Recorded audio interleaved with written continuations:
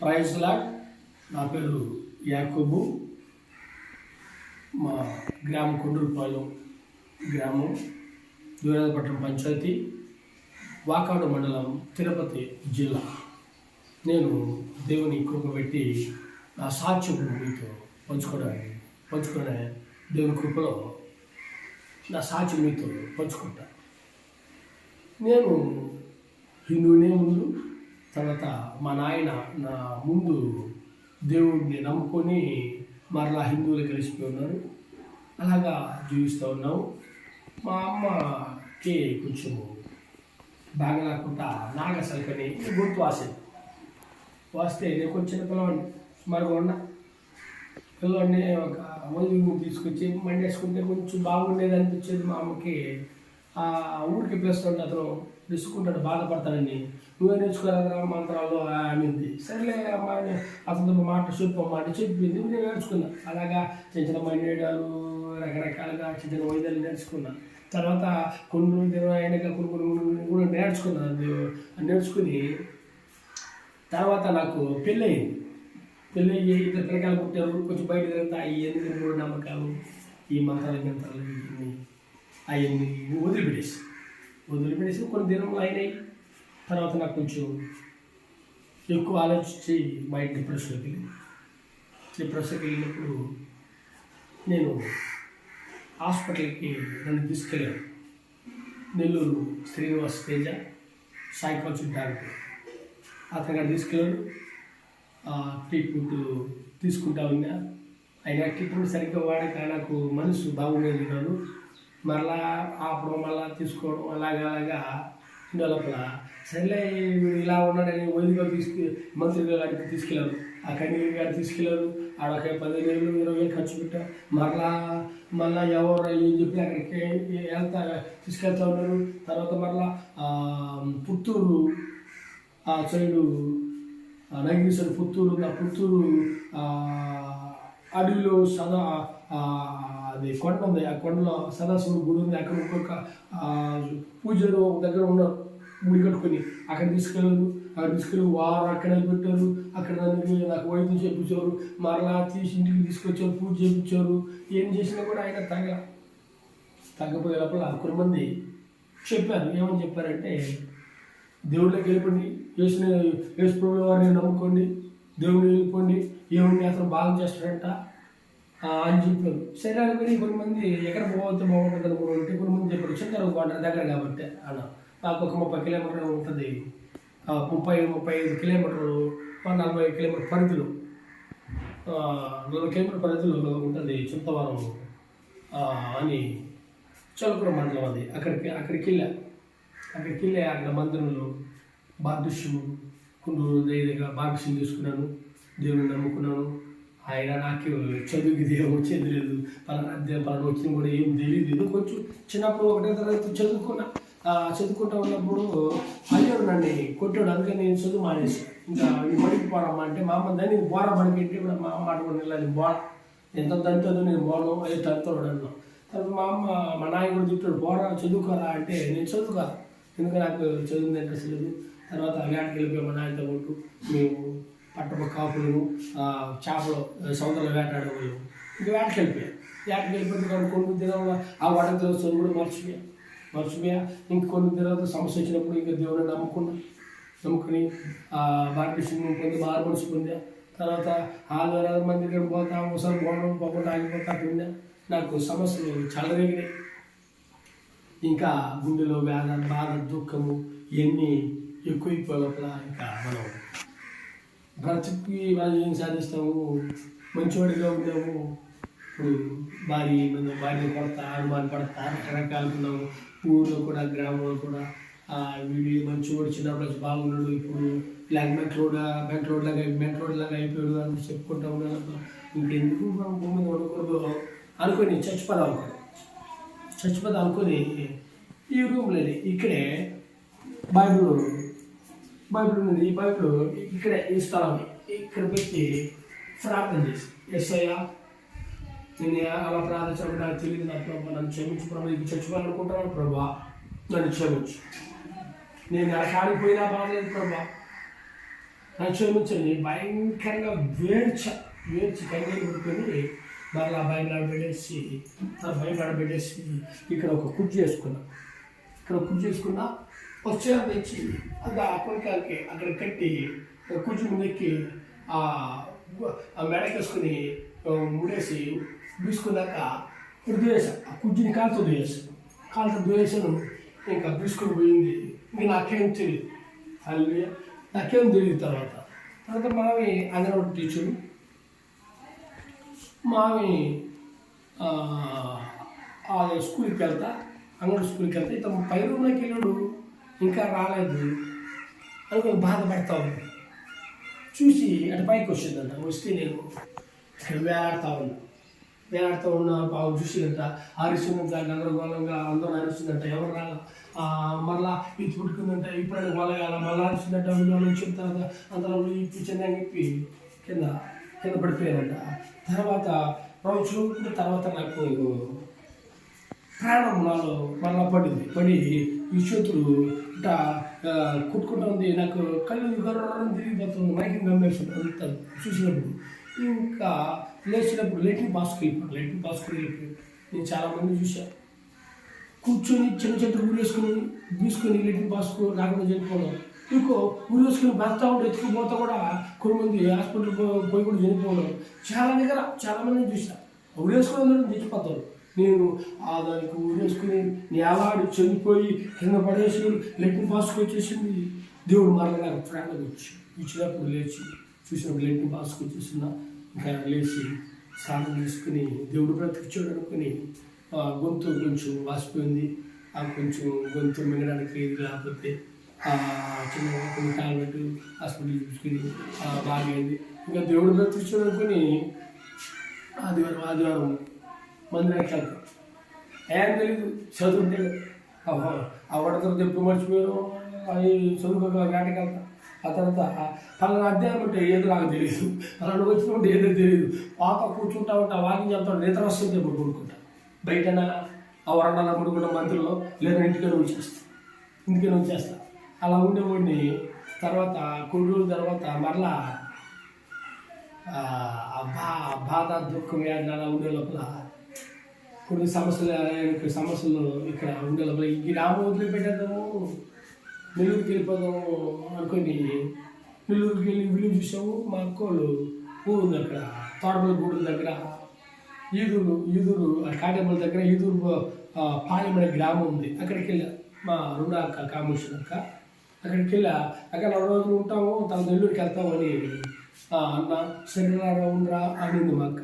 ఆడ ఉన్న ఇంకా మాకి నాకు కొంచెం గొడవపడే లోపల నేను ఇంకా ఎందుకు బతుకు చచ్చిపోతాను అనుకుని నిద్ర టాబ్లెట్ అంటే అతను తక్కువ పవర్ నిద్ర రాకపోతే మళ్ళీ వెళ్ళి సౌందరరాజు హాస్పిటల్కి వెళ్ళి రిపోర్ట్ అంతా చూపించి నాకు నిద్ర రావట్లేదు, తక్కువ పవర్ నిద్ర రావట్లేదు అని చూపించారు. కొంచెం ఎక్కువ పవర్ రాస్తాను ఆయన అని అతను చెప్పాడు పెద్ద ఆయన. రాశాడు. తర్వాత నేను మెడికల్ షాప్లోకి వెళ్ళినప్పుడు అతను చెప్పాడు, ఇంట్లో పవర్ ట్యాబ్లెట్ ఎందుకు ఎక్కువ అయితే నరాలు చచ్చిపడిపోతాయి, తర్వాత ఎంతమంది తాకపోతే వదిలేస్తాడు, నువ్వు వేసుకొని నిద్ర రాదు, మన నరాలు చచ్చిపడతాయి అన్న భయం వేసి ఆపిపోయిన అంతకుముందు ఆ ట్యాబ్లెట్ వేసుకోవాలి. 1-2 రోజులు నిద్ర లేకపోతే ఒకటి వేసుకోండి. వేసుకునే లోపల సాయంకాలం 6:30 వేసుకుంటే ఎండబడి 10:30 ఉదయం 10:30 దాకా నిద్రపోతున్నాను. చాలా పూర్వంగా ఉందని ఎత్తి పెట్టిందా. ఆ సమయంలో నాకు ఆ ట్యాబ్లెట్ ఉంది కదా వేసుకొని చచ్చిపోదాం అనిపించింది లోపల 10 ట్యాబ్లెట్ వేసుకుని చేతిలో పట్టుకుని ప్రాణం చేసుకోవడానికి పెట్టుకున్నా.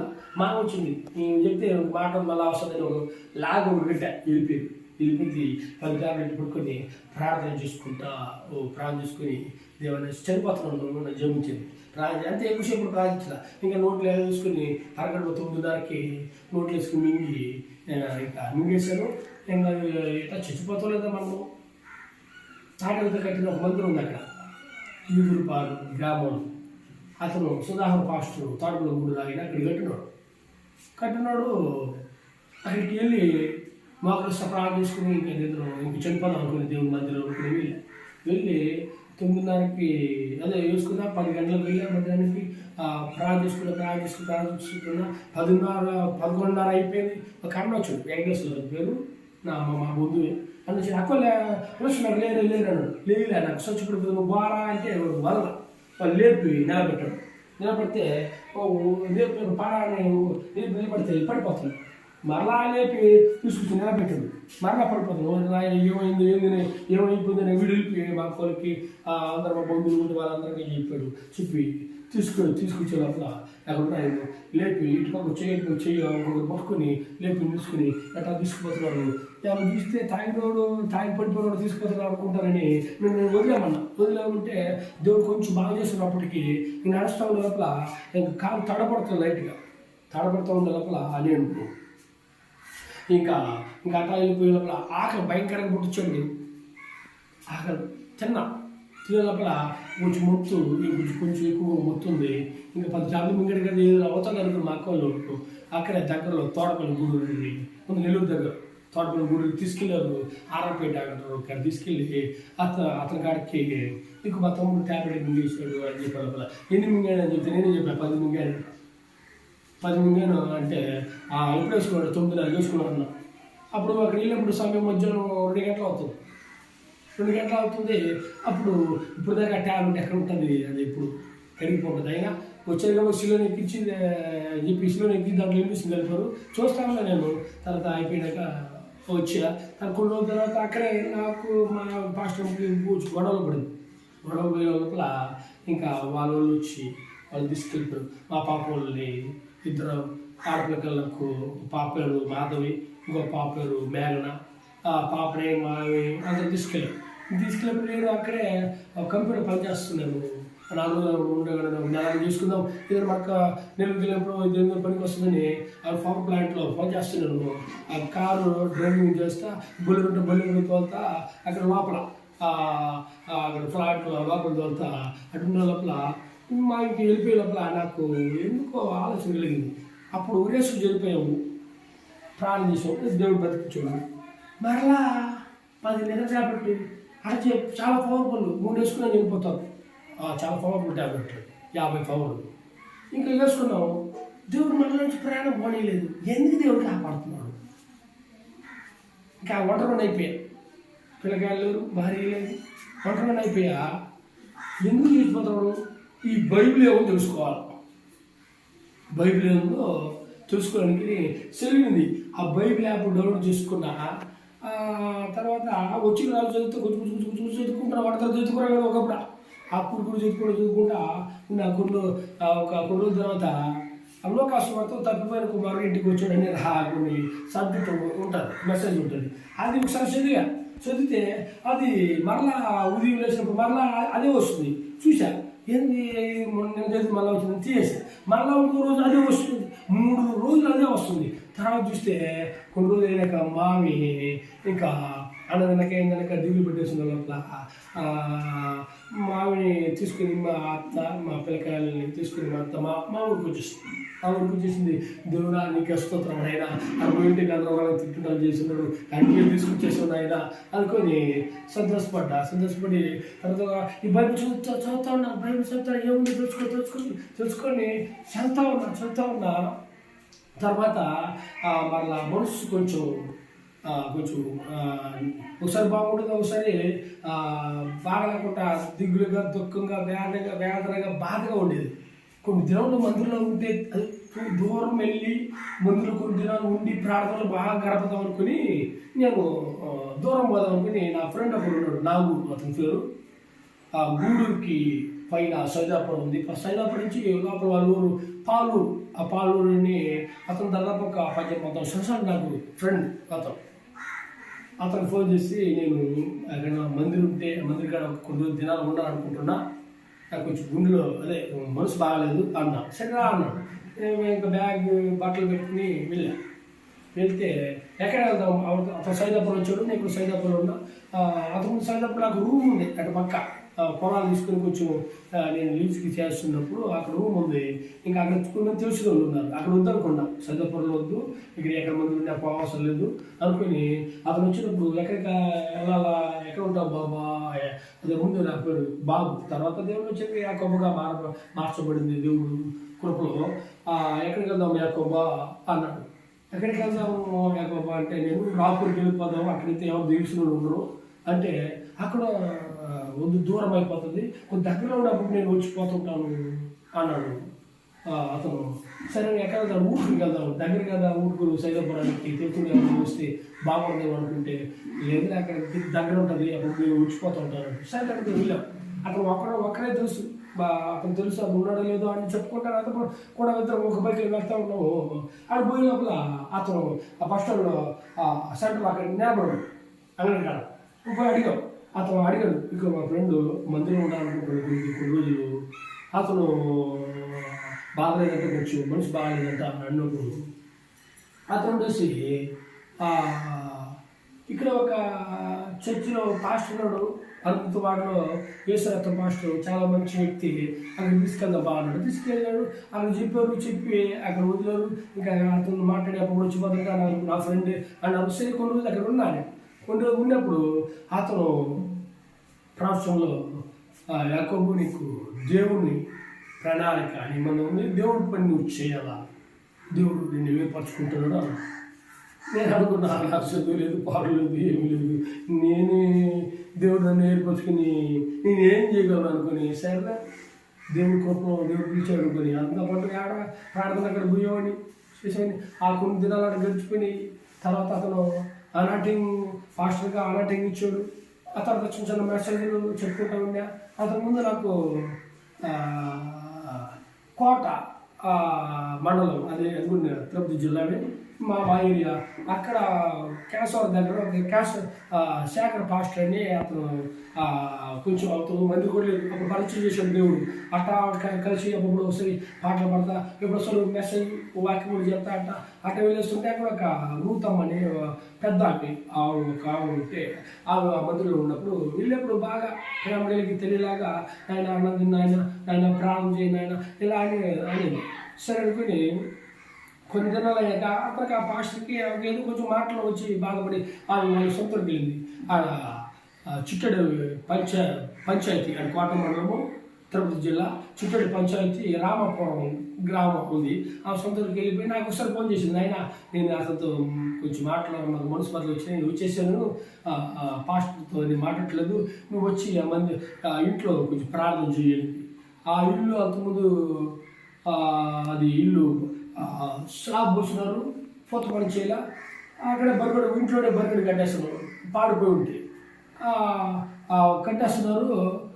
తీసుకెళ్ళి పేడ అక్కడ ముందర వేస్తున్నారు. ఇంకా ఆ ఇంట్లో ఉండాలనుకుంటుంది వాళ్ళ ఇల్లు అది. వాళ్ళు కూడా చూస్తే క్యాన్సర్ అయిపోయినాడు, నేను చూస్తే మందిరికాడ మనిషి బాగా మందిరికాడ ఉంటే ఆడికి వెళ్ళిపోవాలనుకుంటే ఆమె చెప్పింది. ఇప్పుడు నేను అప్పుడు దేవుడు కృపలో అలా తీసుకున్నా, పాస్టర్గా కొంచెం మెసేజ్ తీసుకున్నా. తర్వాత అక్కడికి ఎందుకో పెద్దలు పిలుస్తుందనుకుని నేను పాస్టర్ అమ్మని తీసుకుని మామిడి రాహిలను తీసుకుని వెళ్తే ఆ గోతాంలో పట్ట అక్కడ కింద చేసి చమడంగా ఉంటే కింద ఆ ఇంట్లో ప్రార్థన చేసి చిన్న మెసేజ్ ఇచ్చి తర్వాత నేను వెళ్ళిపోయి మా పాస్టర్ బైవర ఆత్మకూరు దగ్గర బైవరం గడవ ఒక మందిరం ఏర్పరచలేకపోయా. ఇక్కడ మందిరం లేదు, చాలా మంది దేవుని కృపను నశించిపోతున్నారు అంటాడు. అక్కడితో పాటు అక్కడ పోతున్నా కొన్ని అతను ఎక్కడ తీస్తే అక్కడ పోతున్నా. ఈ మళ్ళీ ఫోన్ చేసిన ఆయన ఆదివారం అటు వచ్చిపోయిన ఆయన అని వచ్చిపోతే నాయన వారం వచ్చిపోయిన ఆయన అని అట్లా సంవత్సరం చెప్పి ఆ ఇంట్లో సంవత్సరం చెప్పే లోపల ఇంకా మా తమ్ముడు కూడా వచ్చి కలుసుకుని, మా తమ్ముడు మా అల్లుడు వాళ్ళందరూ మేము అక్కడ ఒక 10 మంది దాకా కలుసుకున్నాము. ఒక సంవత్సరం దాకా ఆడే వాక్యం చెప్పి నేను చెప్పిన తర్వాత ఒకసారి క్రిస్మస్ కూడా ఆ ఇంట్లోనే చేసుకున్నాము. అసలు ప్రార్థన చేసుకుంటూ ఉంటే దేవుడు నాకు ఒక మందిరం చూపించాడు. ఆ తెల్ల ఫెయింట్ సున్నతో కొట్టిన మందిరం పైన బులుగు ఆ చుట్టూ గేర్ లాగినట్టు, కింద పైన చుట్టూ లాగినట్టు మందిరం చూపించాడు. చాలా మంది వచ్చిపోతున్నారట. అక్కడ ఎందుకు దేవుడు ఇలా చూపించాడు దర్శనం అనుకుని 10 రోజులు అవుతాయి, ఏం చెప్పాల.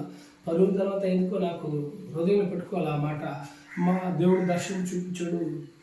అక్క నేను మందిరం కట్టాలమ్మా, స్థలం ఎవరంటే నేను కొనుక్కుంటానంటే, ఎందుకని ఆయన నా కొడుకు ఇస్తాడు, నేను కొడుకుని అడగదంటే అతను ఇస్తా అని చెప్పాడు.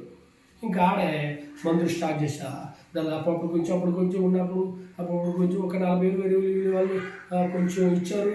నేను ఒక చెప్పుకో దేవుడు బిడ్డ దాంట్లో అది మనం చెప్పుకో కొన్ని లక్షలు కొంచెం లక్షలు కొంచెం దాటినాయి లక్షల్లో కొంచెం దేవుని కృపలో ప్రేమగా దేవుడు నన్ను బ్రతికించాడు, నాకు దర్శనం చూపించాడు, ప్రేమగా పెట్టి ఆడ మందిరం కట్టా. నేను ఆ మందిరం కట్టి పేరు కూడా ఆ మందిరం దేవుడు కృపలో నాకు దర్శనం చూపిస్తే బైబిల్లో అతను బయలుపరిచి పేరు పెట్టా. నజరేయుడైన యేసు ప్రార్థనా మందిరము అని పేరు పెట్టా. రామాపురము కోట మండలము చిట్టేడు పంచాయతీ కోట మండలము తిరుపతి జిల్లా. అక్కడ నా మందిరం దేవుని కృపలో దేవుళ్ళు వాడపడుతున్నా. ఇదే నా సాక్షి.